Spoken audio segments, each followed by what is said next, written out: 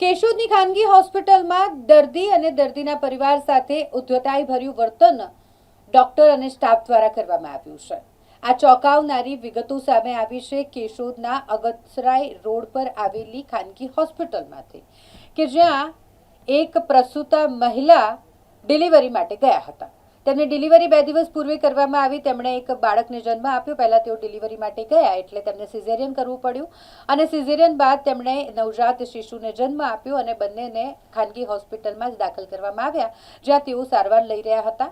માતા અને બાળક બંનેને એક રૂમ ફાળવવામાં આવ્યો જ્યાં તેઓની સારવાર ચાલતી હતી અને આ દરમિયાન રાત થાય એટલે સ્ટાફ આવે અને એસી બંધ કરી દે।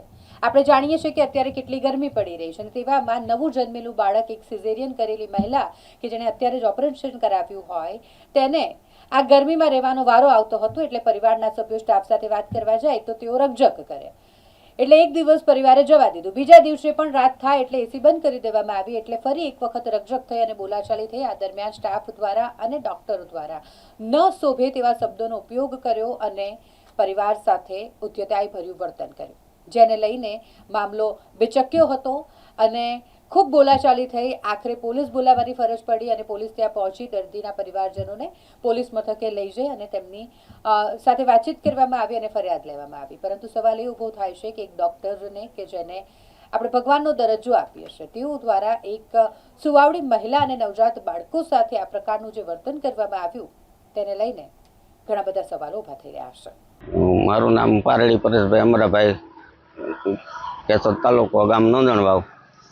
મારી દીકરીને અહીં ડિલિવરી માટે અહીં લઈ આવ્યા હતા તો સાહેબે હું કીધું કે સિઝેરિયન આવશે, પછી સિઝેરિયન કર્યું તો દીકરીનો જન્મ થયો અને કાલે રાત્રે દિવસનો જન્મ થયો, રાત્રે એસી બંધ કરી દીધું તો રાતે અમે ચાલુ કરાવ્યું। આજે એસી બંધ કરેલું હતું, પછી એસી ચાલુ કરવાનું કીધું તો એ કે એસી તો ચાલુ ન થાય એવો જવાબ દીધો।